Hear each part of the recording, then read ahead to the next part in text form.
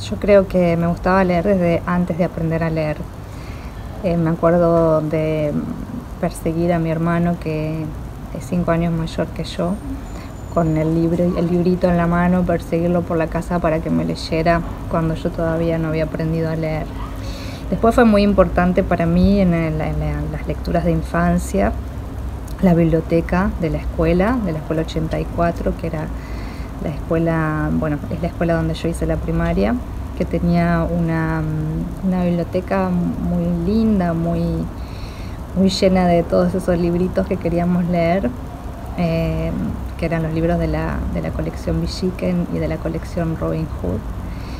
Y ahí nos juntábamos con unas amigas a las que también les gustaba leer, a veces a los recreos, a veces íbamos a la tarde y nos reuníamos ahí. También nos podíamos llevar libros para leer a nuestra casa.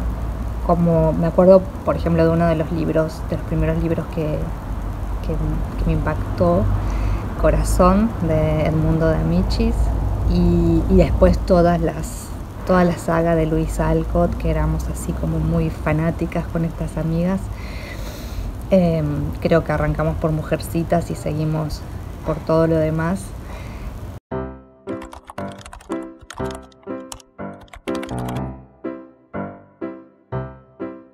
Un autor que sí yo lo sentí como fundamental cuando empecé a escribir, no ahora, de hecho hace poco, el año pasado, quise releer una novelita de él que me había impactado mucho cuando la leí a los 20 años y no pude, que es Onetti. Bueno, Onetti sí fue para mí como una especie de luz en el camino cuando recién empezaba a escribir. Era como la figura para mí del escritor. Y me pasó esto con esta novela que se llama La niña y la muerte, que me acuerdo que la había leído prestada y me había encantado, me había impactado muchísimo, y eso, hace un tiempo intenté releerla y salí un poco espantada, no por obviamente la escritura de Onetti, su pluma, bueno, tan particular y tan de él, sigue pareciéndome un gran escritor, pero había algo en la ontología de esos personajes que me expulsó inmediatamente de la novela. Pero bueno, qué sé yo creo que nuestras lecturas van cambiando, por suerte, a lo largo del tiempo. No nos gustan siempre los mismos escritores y las mismas escritoras, y también creo que en distintas etapas de mi escritura podría rastrear influencias de diferentes autores. Por ejemplo, un autor que yo siento que me marcó muchísimo y que me dio un poco el permiso de escribir Ladrilleros es Erskine Caldwell, un autor norteamericano,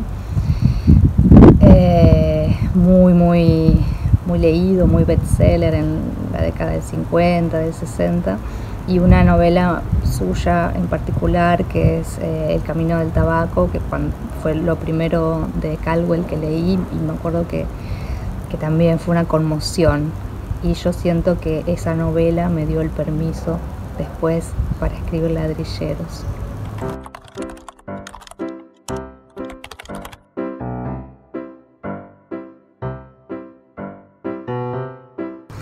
El año pasado leí un autor que no conocía, un autor galés que se llama Sinan Jones, una novela que se llama Tiempo sin lluvia, que me encantó.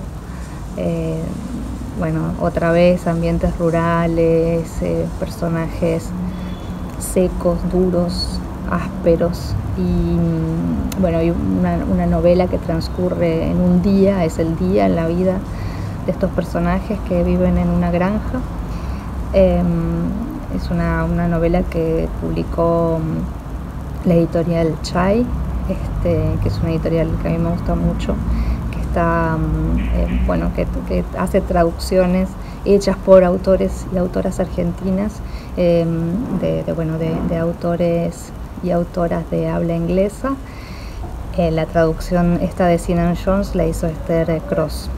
Y otra autora que tampoco conocía y que leí, que salió hace poquito en la editorial Caballo Negro, una autora de los Países Bajos que se llama Esther Gerritsen, y una novela muy breve pero también muy completa y muy profunda y muy honda, que se llama Hermano.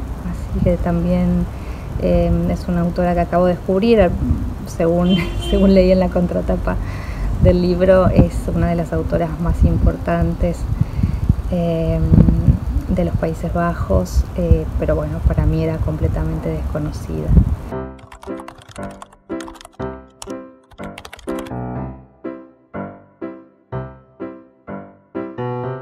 Yo creo que por diferentes razones.